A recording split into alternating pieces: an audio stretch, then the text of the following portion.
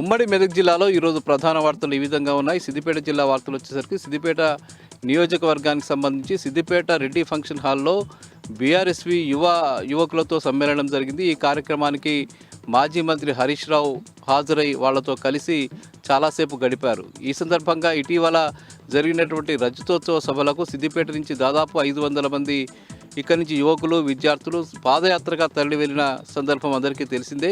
ఈ నేపథ్యంలో అక్కడికి వెళ్ళినటువంటి యువకులందరికీ విద్యార్థులందరికీ కూడా మాజీ మంత్రి హరీష్ రావు ప్రత్యేకంగా అభినందనలు తెలియజేస్తూ వారికి సన్మానాలు చేశారు, మెమెంటోలు కూడా అందజేశారు. ఈ సందర్భంగా హరీష్ రావు మాట్లాడుతూ సిద్దిపేట నియోజకవర్గం అంటేనే, సిద్దిపేట అంటేనే తెలంగాణ రాష్ట్రానికి ఒక పట్టుకొమ్మ లాంటి ప్రాంతమని, ఇక్కడి నుంచి ప్రారంభమైనటువంటి తెలంగాణ ఉద్యమం అత్యంత వైభవంగా ముందుకు సాగి పోరాట పటిమతో ముందుకు సాగి తెలంగాణ రాష్ట్రాన్ని సాధించిన విషయం తెలిసిందేనని చెప్పారు. అందులో ముఖ్యంగా యువకులు నిర్వహించిన పాత్ర చాలా గొప్పదని చెప్పారు. కేసీఆర్ నాయకత్వంలో నడిచినటువంటి ఈ ఉద్యమంలో యువకులు విద్యార్థులు పెద్ద ఎత్తున పాత్రలు నిర్వహించి తెలంగాణ రాష్ట్ర సాధనకు కీలక పాత్రలు నిర్వహించారని చెప్పారు. అందులో భాగంగానే 25 ఏళ్ల సభలకు కూడా పెద్ద ఎత్తున ఇక్కడి నుంచి తరలి వెళ్లడం అభినందనీయమని చెప్పారు. ముఖ్యంగా సిద్దిపేట యువకులంటే, సిద్దిపేట బీఆర్ఎస్పీ అంటే కూడా తమకు ఒక కుటుంబం లాంటి వాళ్ళను ఎట్టి పరిస్థితుల్లో కూడా ఏ సమస్య వచ్చినా ఆదుకుంటారని, వాళ్ళకు అండగా ఉంటారని చెప్పి ఆయన ఈ సందర్భంగా వాళ్లకు భరోసా ఇవ్వడం జరిగింది.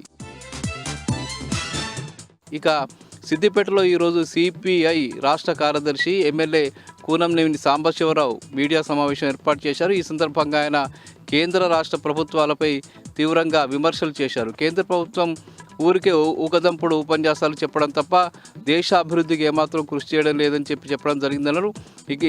ఈ సందర్భంగా ఆయన మాట్లాడుతూ జపాన్తో సరితూగేటువంటి ఆర్థిక విధానాలు తమ వద్ద ఉన్నాయని చెప్తున్నటువంటి ప్రభుత్వం దేశంలో రోజు రోజుకు పెరిగిపోతున్నటువంటి పేదరికం పట్ల నిర్లక్ష్యం వహిస్తున్నదని చెప్పి ఈ సందర్భంగా కూనంనేని విమర్శించారు. ఇక తెలంగాణ రాష్ట్రంలో రేవంత్ రెడ్డి ప్రభుత్వం ప్రజలకు ఇచ్చిన హామీలను సక్రమంగా నెరవేర్చడం లేదని చెప్పి ఆయన తేల్చి చెప్పారు. ముఖ్యంగా రైతు రుణమాఫీ, రైతు భరోసాకు సంబంధించిన డబ్బులు విడుదల చేయడంలో కానీ, మేనిఫెస్టోలో ఇచ్చినటువంటి వాగ్దానాల్ని నెరవేర్చే విషయంలో కానీ ప్రభుత్వం పట్టింపు లేకుండా వ్యవహరిస్తున్నదని చెప్పి ఈ సందర్భంగా కూనంనేని సాంబశివరావు విమర్శ చేశారు.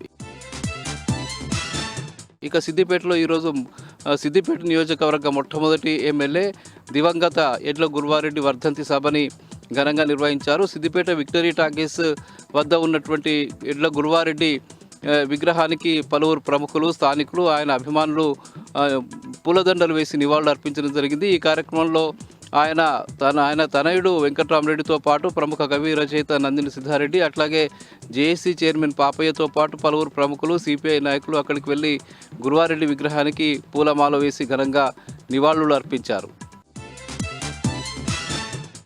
ఇక మెదక్ జిల్లా వార్తలు వచ్చేసరికి రామాయణపేట ఎస్సీ కాలనీకి సంబంధించిన టెంకరి రాములు అనే ఒక వ్యక్తి ముంబైకి పర్యటనకు వెళ్ళిన నేపథ్యంలో సముద్రంలో పడి మృత్యువాత పడ్డాడు. ఈ విషయం రామాయంపేటలో విషాదం నెలకొన్నది. ఈ సంఘటనకు సంబంధించి పోలీసులు దర్యాప్తు చేస్తున్నారు. ఆయన ఎట్లా చనిపోయాడనే విషయాల మీద ఆరా తీస్తున్నటువంటి పరిస్థితి నెలకొంది. మొత్తానికి రాములు మృతి స్థానికంగా విషాదం నెలకొన్నది. ఇక సంగారెడ్డి జిల్లా వార్తలు వచ్చేసరికి సంగారెడ్డి జిల్లా గుమ్మడిదలలో పెద్ద ఎత్తున ఆందోళన కొనసాగుతున్నది. డంప్ యార్డుకు వ్యతిరేకంగా గత 129 రోజులుగా ప్యారానగరు, నల్లవెల్లి ప్రాంతానికి సంబంధించిన ప్రజలు, గుమ్మడిదల మండలానికి సంబంధించిన 13 గ్రామాల ప్రజలు పెద్ద ఎత్తున ఆందోళన చేస్తున్నారు. ఎట్టి పరిస్థితుల్లో కూడా తమ ప్రాంతంలో డంప్ యార్డు ఏర్పాటు చేయవద్దని చెప్పి వాళ్ళు డిమాండ్ చేస్తూ ఉన్నారు. ఆ జీవోను రద్దు చేయాలని చెప్పి వాళ్ళు డిమాండ్ చేయడం జరిగింది. ఇక రేవంత్ రెడ్డి ప్రభుత్వం మొండి వైఖరితో వ్యవహరిస్తూ ప్రజల సమస్యని పట్టించుకోకుండా డంప్ యార్డును ఏర్పాటు చేయడం కోసం చర్యలు తీసుకుంటే తమ ఉద్యమాన్ని మరింత ఉధృతం చేసి రేవంత్ రెడ్డి ప్రభుత్వం కూలే వరకు కూడా ఉద్యమాన్ని కొనసాగిస్తామని చెప్పి తేల్చి చెప్పడం జరిగింది.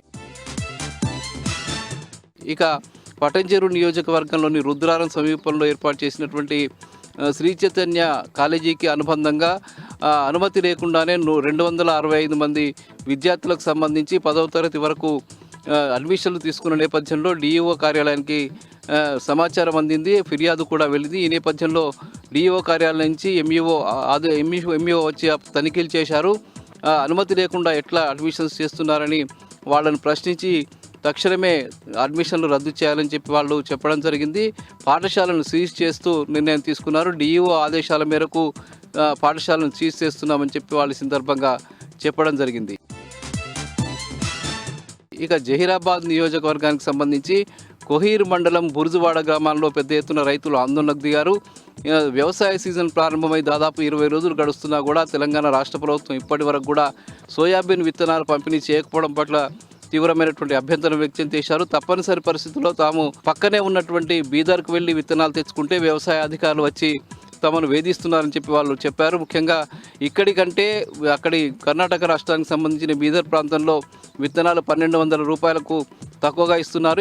ఇక్కడ ఒక బస్తాకు 3500 రూపాయల వరకు తీసుకుంటే అక్కడ కేవలం 2200లకు మాత్రమే వస్తుందని, అక్కడికి వెళ్ళి తాము తెచ్చుకున్నటువంటి విత్తనాలు నాణ్యంగా కూడా ఉంటున్నాయని చెప్పి వాళ్ళు చెప్పడం జరిగింది. ఇక్కడ విత్తనాలను పంపిణీ చేయకపోగా తాము తెచ్చుకున్నటువంటి విత్తనాలను సీజ్ చేయడానికి వ్యవసాయ అధికారులు ప్రయత్నం చేయడం మంచిది కాదని చెప్పి రైతులంతా కూడా ముక్తకంఠంతో చెప్పడం జరిగింది. వ్యవసాయ అధికారుల వైఖరి నిరసిస్తూ పెద్ద ఎత్తున ఆందోళన చేసిన నేపథ్యంలో తప్పనిసరి పరిస్థితుల్లో అక్కడి నుంచి పోలీసులు వ్యవసాయ అధికారులు వెళ్ళిపోవాల్సిన పరిస్థితి ఏర్పడింది.